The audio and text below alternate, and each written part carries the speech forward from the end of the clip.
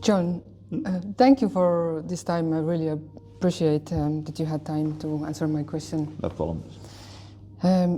For introduction, I'd like to ask, we are here in Băile Tușnad, which serves as a good example because they have used various non-lethal methods to reduce conflicts with bears.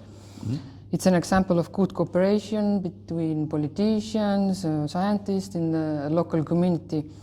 Could this experience be applied in other countries and also in other regions in Romania? What do you think? Oh, sure. Like, sort of everyone has seen these images of kind of Romanian bears, stealing garbage, hanging around the houses, coming into towns. And this is like a situation which nobody benefits from, not the bears or the people. And like, in all of these problems, they have two ends. There's a human problem and that can lead to a bear problem. And bears are probably special compared to any other species because they have this attraction to human food. And wherever you have garbage or human food sources, bears will almost inevitably find their way down to it.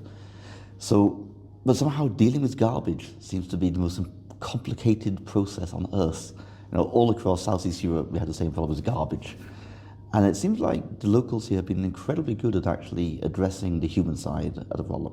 They're trying to make the town less attractive for bears, cleaning up the garbage, cleaning up the food waste, and really trying to tell the bears this is not a good place to be, using mainly non-lethal means.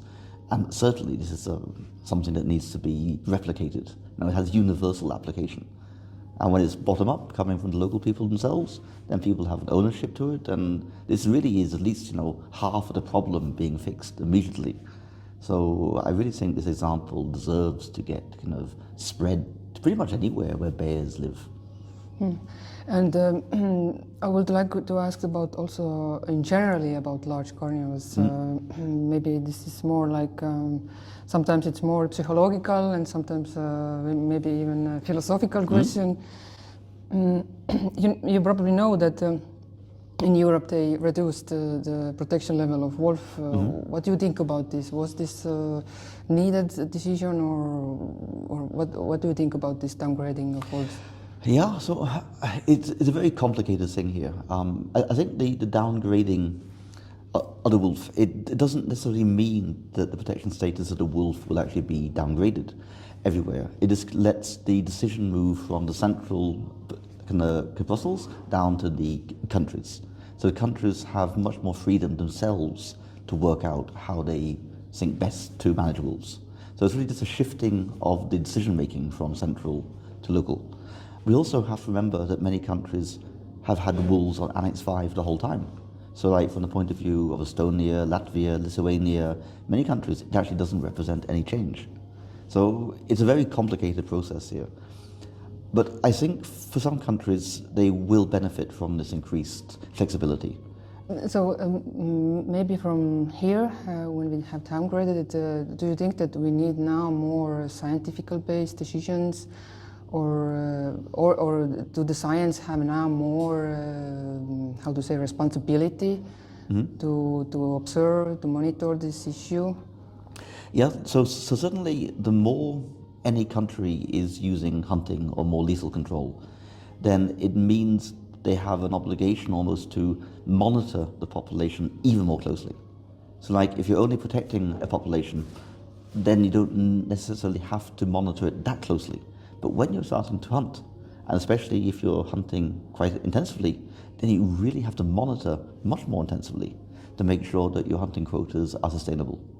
So in many ways, managing these species as like a game species actually increases the effort that you need to put into the monitoring, at least. You talked in your presentation a few days ago about this long-term viability.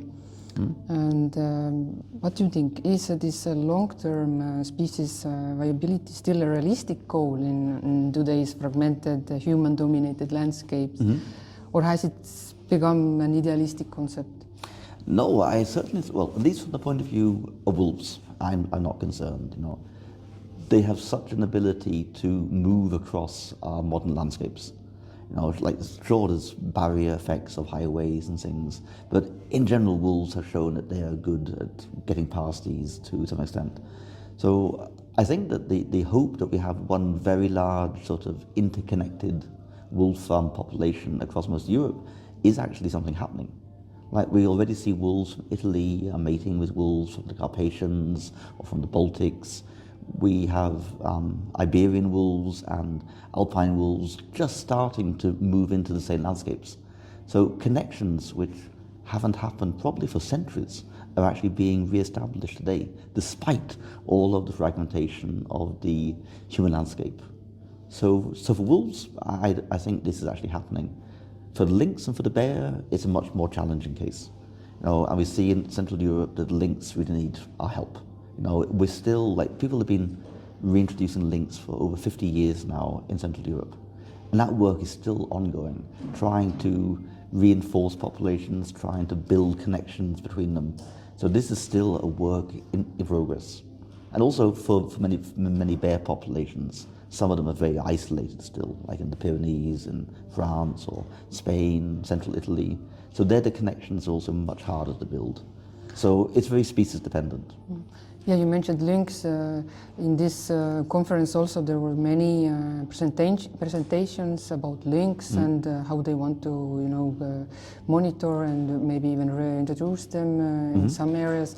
And maybe like in Europe we have to like work together to make cooperation, because like in Estonia we talk about maybe start again hunting lynx. Like it sounds really like strange if we will see all of the Europe that some places don't have any lynxes and we are hunting them. Like it seems that we need some kind of wider perspective or view on that.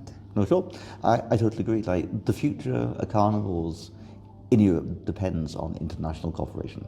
There's hardly any country in Europe which will have really long-term viable populations of any of the species if you view it in isolation. And luckily there are many international projects trying to do this. Like in Central Europe there's a project called Linking Lynx, which is now trying to coordinate the work in like France, Switzerland, Germany, Austria, other countries, to look at these things from two different scales at the same time. And, you know, finding that sustainable relationship in one place while trying to recover a relationship and distribution in other places. And that make me question that has a conservation become too anthropocentric, focused on keeping species only as long as they fit with human economic and social systems? Yeah, you can ask, but I think irrespective of our kind of value-based view of this, the reality is that the landscape these animals are being conserved in, the landscape in which all European biodiversity is being concerned in, is a human-dominated landscape. And you can like it, you can not like it, you can, you know, but it is the reality we have to deal with.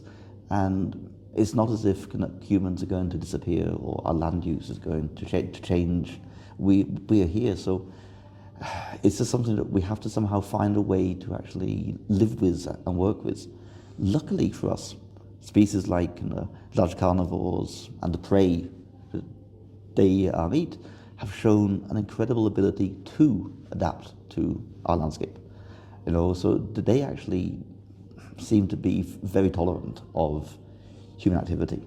The bottleneck in all of these questions is, are we tolerant of them? Our tolerance is the question. Are we willing to live with them? You know, can we actually readjust it so that we accept living with potentially dangerous animals like bears or wolves close to us? And are we willing to, or can we agree with our fellow people, you know, about how to live with them? What is the best way to actually live? You know, and that's the questions, you know, should we hunt them, should we not hunt them, where should we invest the time? These are all very fair questions, which people have very different views, and we have to learn to also, you know, tolerate our human neighbours who have different views on the thing. So the whole thing becomes an exercise in tolerance. That's making me another question. Can only one thing, like for example, can only hunting can reduce the conflicts, or is there evidence that only if we pick this only this hunting, for example, this presentation what we show about Slovakia, like in 2-year periods they just had turned 360 degrees, and what do you think, is this that only one aspect can reduce this conflict and give us an answer? Yeah, no, so first of all, I think that Slovakian example that we heard about was the military being sent in to shoot bears. That has nothing to do with hunting, that is just, what do you want to call it, a slaughter or something, it's not hunting, right, this is killing. But I think that finding pathways to coexistence, building this tolerance, we will need every tool that we have in our toolkit. It's like for bears, a lot of it will depend upon simply garbage management or teaching people how to behave. We're going to have to do something with fragmentation of habitat. We need green bridges and passages for wildlife. We need to protect livestock, better, so that they don't cause conflicts. But at the same time, hunting, it can either be killing individuals or more normal hunting, is also one of the tools in that toolkit, which in some places, for some species, in some cultures, may help.